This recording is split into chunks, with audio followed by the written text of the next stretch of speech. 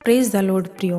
आज हम नूह के बारे में जानेंगे। यह कहानी बाइबल आधारित सच्ची घटना है। नूह एक धर्मी पुरुष और अपने समय में परमेश्वर का भय मानने वाला व्यक्ति था। उसके 3 बेटे सेम, हाम और येपेत थे और उनकी एक पत्नी और 3 बहुएं थी। इस प्रकार नूह के परिवार में कुल 8 सदस्य थे। नूह परमेश्वर का मित्र था। नूह वह सब कुछ करता था जिसे परमेश्वर खुश होते थे। एक दिन परमेश्वर ने पृथ्वी पर दृष्टि की तो परमेश्वर ने क्या देखा कि पृथ्वी पर पाप बहुत ही ज्यादा बढ़ गया है। मानव जाति एक दूसरे को हानि पहुंचाते हैं। संसार में हर प्रकार के पाप, व्यभिचार, लड़ाई झगड़े, मूर्ति पूजा और हर प्रकार की बुराई भर गई है। तो प्रियो, बाइबल के अनुसार परमेश्वर की इच्छा और आज्ञा के विरुद्ध में किया गया कार्य पाप कहलाता है। तब परमेश्वर ने नूह के पास जाकर कहा, मैं इन मनुष्यों को और जो भी बुराई वे पृथ्वी पे करते हैं उसे देखकर पछताता हूँ। इसलिए मैंने निर्णय लिया है कि मैं जल प्रलय के द्वारा इन सारे मनुष्यों को और पशु पक्षियों समेत जीवित प्राणियों को नष्ट कर दूंगा। आगे हम देखते हैं प्रियो कि परमेश्वर नूह से कहते हैं, तुम जाकर एक नाव बना लो। तुम गोपेर नामक पेड़ की लकड़ियों का नाव बनाना जिसकी लंबाई 300 हाथ, चौड़ाई 50 हाथ और ऊंचाई 30 हाथ की हो। और जहाज में एक खिड़की बनाना। खिड़की से 1 हाथ ऊपर पूरे नाव के चारों ओर छत बनाना और एक दूसरी दिशा में नाव में घुसने के लिए एक दरवाजा बनाना। आगे तुम नाव के भीतर पहला, दूसरा और तीसरा मंजिला भी बनाना जिसमें तुम अलग अलग के कक्ष में पशु पक्षियों और खाने पीने की वस्तुओं को रख सको। नाव के अंदर और बाहर रोल लगाना ताकि जल प्रलय का पानी नाव के अंदर ना आ पाए। इसके बाद नूह अपने पूरे परिवार के साथ परमेश्वर के कहे अनुसार नाव बनाने लगा। साथ ही साथ नूह लोगों को भी समझाने लगा कि परमेश्वर से प्रार्थना करो कि वे तुम्हें माफ कर दे।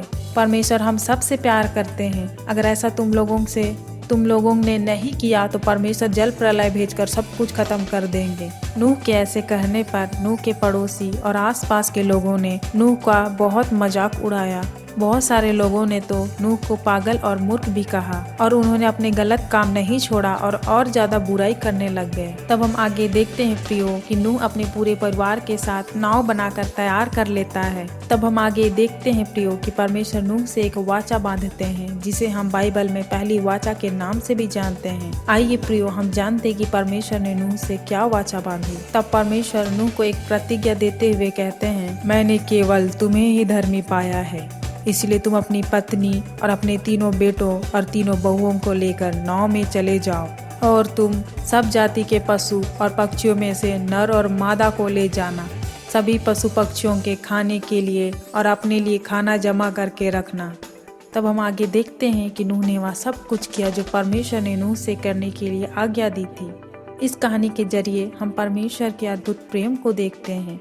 आगे हम जानेंगे कि परमेश्वर ने बुराई का दंड जल प्रलय के द्वारा दिया। तब हम आगे देखते हैं प्रियो कि परमेश्वर के कहे अनुसार 7 दिन के बाद परमेश्वर ने नाव का दरवाजा बंद कर दिया और 7 दिन के बाद जल प्रलय आ गया। यह उस समय हुआ जब नूह 600 वर्ष का था। 40 दिन 40 रात लगातार बारिश होती रही। पृथ्वी के नीचे और आकाश का सब जल एक साथ मिलने से भयानक जल प्रलय आ गया। नूह की जहाज धीरे धीरे करके ऊपर उठने लगी। जल का स्तर बढ़ता जा रहा था और जितनी भी ऊंची ऊंची पहाड़ियां थी सब जल प्रलय से ढक गया और सबसे ऊंचा पहाड़ से भी लगभग 7 मीटर ऊंचा जल का स्तर उठ गया। तब परमेश्वर ने नूह से बातें की और कहा, मैं तुम्हें नहीं भूला हूँ। जो जानवर तुम्हारे साथ है मैं उन्हें नहीं भूला हूँ। तब परमेश्वर ने हवा चलाई और स्वर्ग से बहने वाला बारिश रुक गया।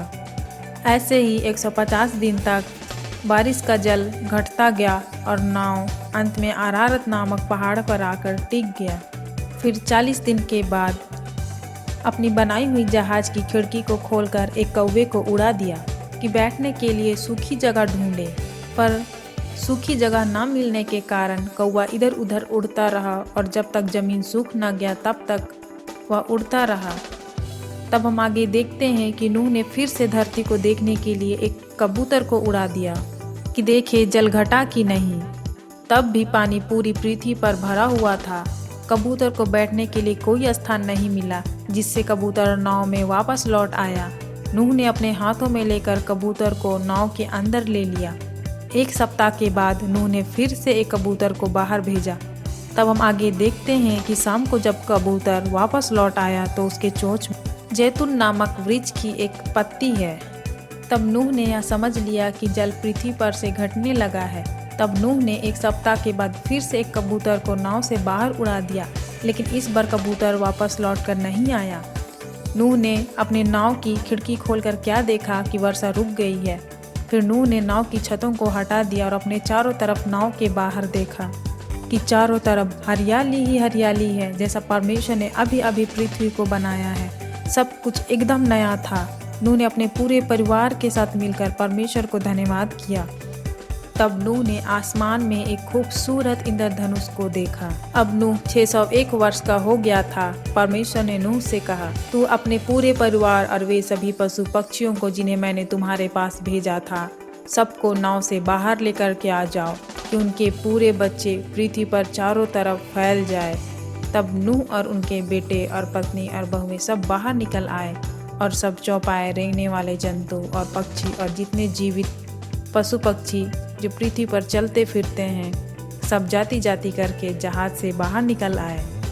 फिर परमेश्वर ने नूह से और उनके बेटों को आशीष देते हुए कहा, फूलो फलो और बढ़ो और पृथ्वी में भर जाओ। तुम्हारा डर और भय पृथ्वी के सब पशुओं और आकाश के सब पक्षियों और भूमि पर रेंगने वाले जंतु और समुद्र की सब मछलियों पर बना रहे। ये सब तुम्हारे वश में कर दिए जाते हैं, और मैं तुम्हारे साथ अपनी यह वाचा बांधता हूँ कि सब प्राणी फिर जल प्रलय से नष्ट नहीं होंगे, और पृथ्वी का नाश करने के लिए फिर जल प्रलय ना होगा।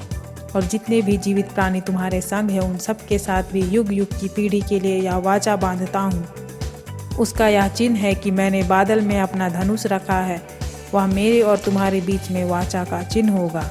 अब से जब तक पृथ्वी बनी रहेगी, तब तक बोने और काटने का समय, ठंड और तपन, धूपकाल और शीतकाल, दिन और रात निरंतर होती चली जाएगी। इस प्रकार नूह और उसके पूरे परिवार ने परमेश्वर को धन्यवाद बलि चढ़ाया। तो प्रियो, हमने नूह के इस कहानी के द्वारा यह सीखा कि परमेश्वर अपने प्रेम रखने और आज्ञा पालन करने वालों से बहुत प्यार करते हैं, और उन्होंने हमें अपने प्यार का चिन्ह इंद्रधनुष के रूप में दिया है, जिन्हें हम बारिश के बाद इंद्रधनुष के नाम से जानते हैं। जो वाचा परमेश्वर ने नूह से बांधा था, वह वाचा और चिन्ह अब तक हमारे लिए है, और परमेश्वर उनको कभी नहीं छोड़ते जो उनके लिए जीना चाहते हैं। God bless you. मिलते हैं अगले वीडियो में।